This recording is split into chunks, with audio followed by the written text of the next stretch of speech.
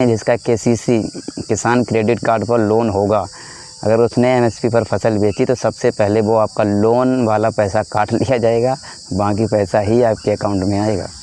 नमस्कार, मैं प्रदीप राजपूत और आप देख रहे हैं एग्री मीडिया। आज की इस वीडियो में हम लोग बात करने वाले हैं एमएसपी का जो प्राइस है वो, और प्राइवेट सेक्टर में जो फसलों की खरीद की जाती है उस पर। फ़िलहाल रेफरेंस में मक्का को ही रखूँगा, क्योंकि जिस समय मक्का की ही खरीद की जा रही है, यानी या की जाएगी एमएसपी पर। देखिए, एमएसपी क्या है कि मिनिमम सपोर्ट प्राइस है, और ये एक कानूनी गारंटी नहीं है। इस पर आप लोगों ने देखा होगा, देश में कई बार किसानों ने आंदोलन भी किए हैं कि इसे आप एक संवैधानिक दर्जा दीजिए और गारंटी दीजिए कि आप जो है इस रेट पे फसल खरीदेंगे ही खरीदेंगे, लेकिन ऐसा कुछ है नहीं। और अगर इसकी शुरुआत की बात करें तो 1960 की दशक में हुआ था, तो उस समय भी सरकार ने कोई इसे संवैधानिक दर्जा नहीं दिया है, तो वही प्रक्रिया अभी भी लागू है। वर्तमान सरकार ने भी उसको मान्य नहीं किया। जब ये सुचारू रूप से लागू हुई थी तब प्रधानमंत्री जी जो थी इंदिरा गांधी जी थी, लेकिन इसकी जो बात चली थी वो लाल बहादुर शास्त्री जी के काल में चली हुई थी। फ़िलहाल इतना हिस्ट्री को जानने की कोई ज़रूरत भी नहीं है। ये समझते हैं कि देखिए, जब संवैधानिक रूप से कोई दर्जा नहीं दिया गया है तो इसमें ये हो जाता है कि सरकार जो एमएसपी पर बोल दिया है खरीदे, अदरवाइज़ नहीं खरीदे, तो आप उस पर कुछ कर भी नहीं सकते हो। और जो चीज़ एक संवैधानिक तौर पे होती है तो कम से कम उस पर आप शिकायत कर सकते हो। अब सरकार की शिकायत कहाँ करोगे, उसके लिए कोर्ट होता है, ऐसा नहीं कहीं करोगे नहीं।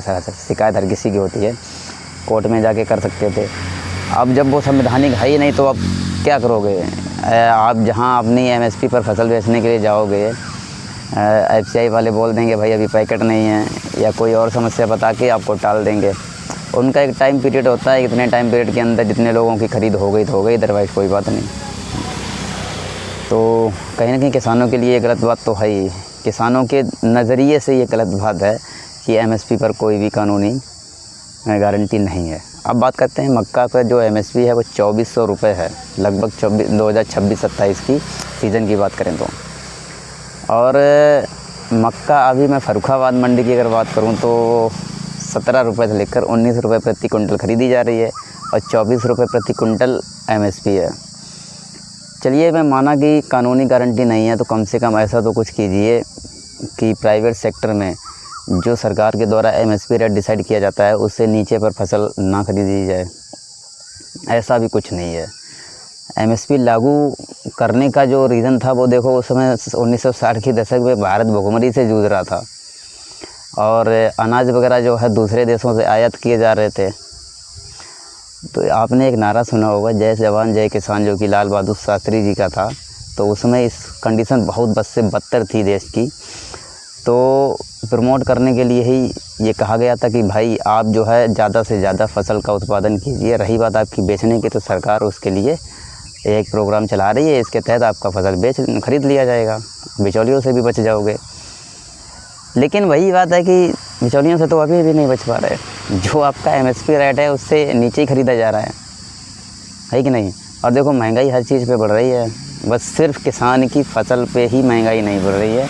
महंगाई का तो छोड़ो यार, मैं तो ये कहता हूँ कि किसान जो फसल उगाता है कम से कम अपनी लागत वगैरह निकाल के कुछ उससे बचे। तो आज के टाइम पे केमिकल फर्टिलाइज़र जो है इतने उसके प्राइस हाइक हो चुके हैं कि कुछ पूछो मत। यूरिया ढूंढे से नहीं मिल रही है, किसान क्या करे बेचारा है। तो ये खैर एक अलग मुद्दा हो गया कि फर्टिलाइज़र नहीं मिल रहे, उस पर भी बात करूँगा दूसरी वीडियो में। मेन चीज़ ये है कि एमएसपी पर फसल नहीं बिकती है सबकी। अगर पूरे देश की बात करूँ, वही 10 से 15% ही किसान बेच पाते होंगे, उसमें भी पंजाब हरियाणा के लोग ज़्यादा लाभ लेते हैं, उत्तर प्रदेश के लोग उतना लाभ नहीं उठा पाते हैं एमएसपी का। फ़िलहाल जो है एमएसपी और मक्का की ख़रीद अब चालू हो जाएगी। उनका एक टाइम पीरियड होता है, इतने टाइम पीरियड तक खरीदेंगे, अदरवाइज़ नहीं खरीदेंगे। तो उसके लिए जो है आप अपना रजिस्ट्रेशन वगैरह करवा लीजिएगा, और अगर एमएसपी पर ख़रीद हो जाती है तो अच्छी बात है, आपको 2400 रुपये के प्राइस मिल जाएंगे। ये जो प्राइवेट सेक्टर से बच जाओगे, लगभग जो 17, 18, 1900 रुपये प्रति कुंटल बिक रही है उससे बचोगे। एमएसपी पर ख़रीदने के लिए उनके कुछ पैरामीटर्स होते हैं, मानक होते हैं। जो भी होगा बस वो होने के बाद आपके अकाउंट में पैसा आएगा। जब आप रजिस्ट्रेशन कराओगे सारे डॉक्यूमेंट्स आपसे ले लिए जाते हैं। लेकिन एक चीज़ याद रखें, जिसका केसीसी किसान क्रेडिट कार्ड पर लोन होगा, अगर उसने एमएसपी पर फसल बेची तो सबसे पहले वो आपका लोन वाला पैसा काट लिया जाएगा, बाकी पैसा ही आपके अकाउंट में आएगा। ऐसे आप लोगों की क्या राय है इस एमएसपी पर? क्या सरकार को इसे कानूनी दर्जा दे देना चाहिए? और अगर आप कुछ कमेंट सेक्शन में कहना चाहते हो, कहो एकदम दिल खोल के। वीडियो पसंद आए तो लाइक करो, चैनल को सब्सक्राइब करो। और वीडियो देखने के लिए धन्यवाद। इससे पहले एक बार बता देता हूँ, जैसा कि सरकार भी अब जो है केमिकल फर्टिलाइज़र को थोड़ा कम करने के लिए बोल रही है और जैविक की तरफ बढ़ो। सरकार प्रोग्राम भी चला रही है, किसान बचाओ खेत बचाओ अभियान चला रही है। उसमें यही बताया जा रहा है कि आप अपनी मिट्टी को कैसे संतुलित रख पाएंगे, केमिकल फर्टिलाइज़र का एक संतुलित उपयोग कैसे कर पाएंगे, साथ ही साथ जैविक की तरफ कैसे बढ़ पाएंगे। इसके लिए मैंने एक ई बुक भी बनाई हुई है जैविक खेती पर, पूरी संपूर्ण जानकारी है उसमें। अगर आप उसे पढ़ते हो तो आपको उसमें ये कम्प्लीटली मिलेगा, खेती शुरू कैसे करें, कहाँ से शुरू करके, बल्कि आप अपने एक सक्सेसफुल ब्रांड भी, उत्पाद का ब्रांड भी बना सकते हो, जैविक ऑर्गेनिक ब्रांड, जिसकी डिमांड बहुत है। चलो फिलहाल इतना, वीडियो देखने के लिए धन्यवाद।